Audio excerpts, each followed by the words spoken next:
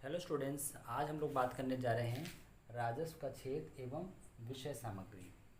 जैसे कि हम राजस्व की पिछली परिभाषाएं पढ़ने के बाद जैसे कि हम राजस्व की जो परिभाषाएं पढ़ चुके हैं उसके बेस पे हम कह सकते हैं कि राजस्व की जो विषय सामग्री में हम इस चीज़ का अध्ययन करते हैं कि जो भी राज्य हैं या उससे संबंधित जो संस्थाएं हैं वो लोगों के कल्याण के लिए जो भी धन एकत्रित करती हैं उसको किस प्रकार उसको व्यय करना होता है। ये सारी बातें राजस्व की विषय सामग्री के अंतर्गत आती हैं।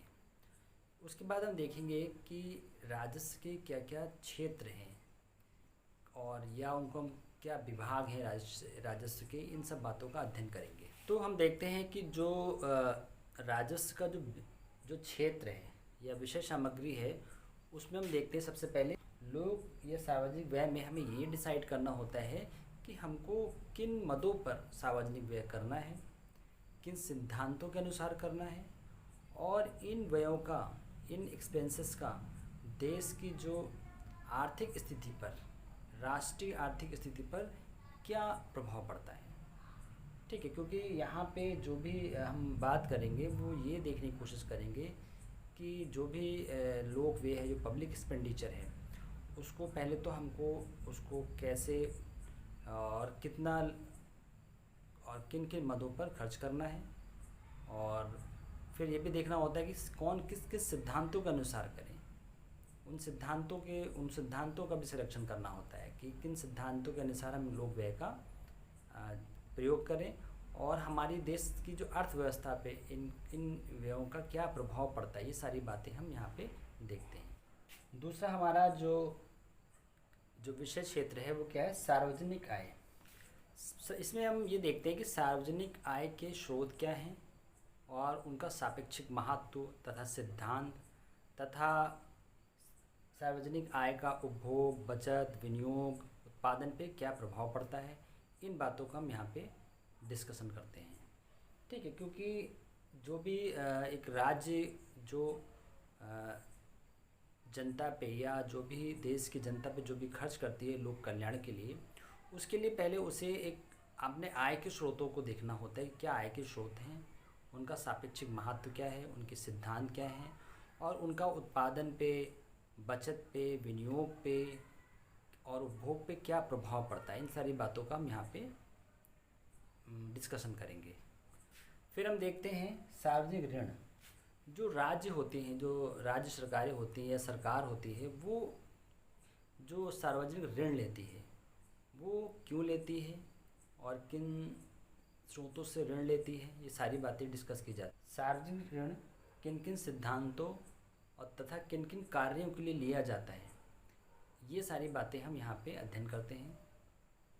ठीक है, सार्वजनिक ऋण की का मतलब क्या हुआ, जो भी पब्लिक डेप्ट होता है, तो जो गवर्नमेंट होती है वो किन सिद्धांतों पर वो ऋण लेती है और किन कार्यों के लिए लेती है, ये बातों का अध्ययन हम यहाँ पे करते हैं। इसके बाद वित्तीय प्रशासन।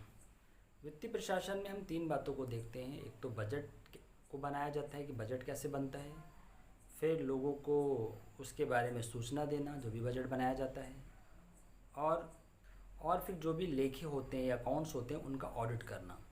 तो ये सारी बातें कहाँ पे आती हैं, वित्तीय प्रशासन में आती हैं। बजट बनाना, लोगों को उसकी सूचना देना और लेखों का ऑडिट करना, ठीक, आकेंक्षण करना। उसके बाद आर्थिक संतुलन। इसके अंतर्गत हम देश में आर्थिक संतुलन लाने का प्रयास करते हैं।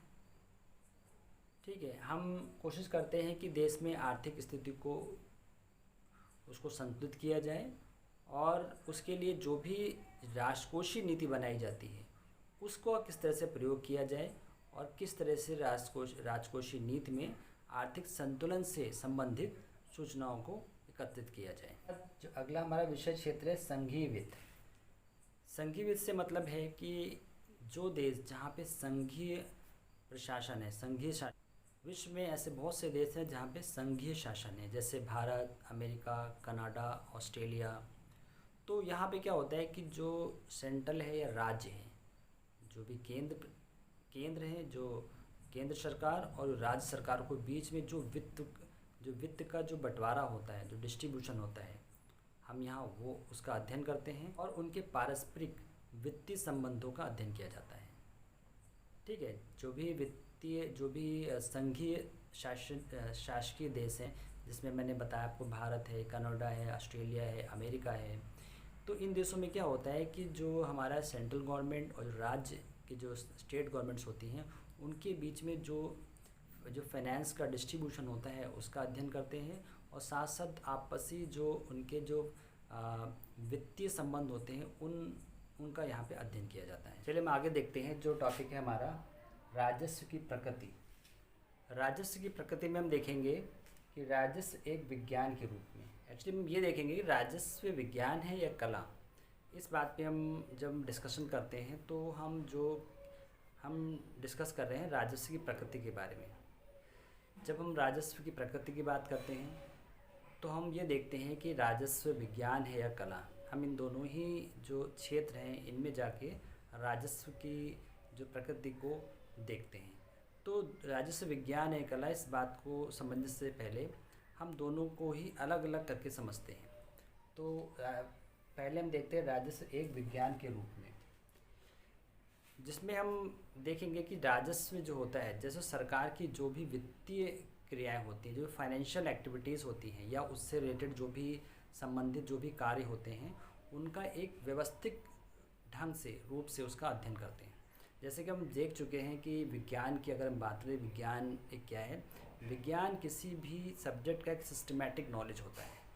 तो उसी तरह जब हम राजस्व की बात करते हैं तो राजस्व में भी हम क्या करते हैं कि जो भी सरकार की वित्तीय क्रियाएं होती हैं, जो फाइनेंशियल उनके जो फंक्शंस होते हैं या उससे रिलेटेड जो भी फंक्शंस होते हैं, उनका एक सिस्टमैटिक ढंग से जो अध्ययन किया जाता है, स्टडी की जाती है, उसे ही हम बोलते हैं राजस्व एक विज्ञान है। तो इस क्योंकि यही विज्ञान का एक रूप होता है। विज्ञान में हम कोई भी स्टडी करते हैं, कोई भी निष्कर्ष निकालते हैं, तो वो सारी स्टडी हम एक सिस्टमैटिक व्यवस्थित रूप में करते हैं। तो वही जो विज्ञान का जो फंक्शन है, विज्ञान की जो प्रकृति, वो यहाँ राजस्व में भी है। राजस्व भी एक इस तरह का एक सब्जेक्ट है जिसमें हम एक क्षेत्र है जहाँ पे हम जो राजस्व की जो भी क्रियाएं होती हैं, जो भी फाइनेंशियल रिलेटेड होती हैं, जो वित्तीय क्रियाएं होती हैं, उनका भी हम जो अध्ययन करते हैं वो सिस्टमैटिक वे में करते हैं। तो हम कह सकते हैं कि राजस्व भी एक विज्ञान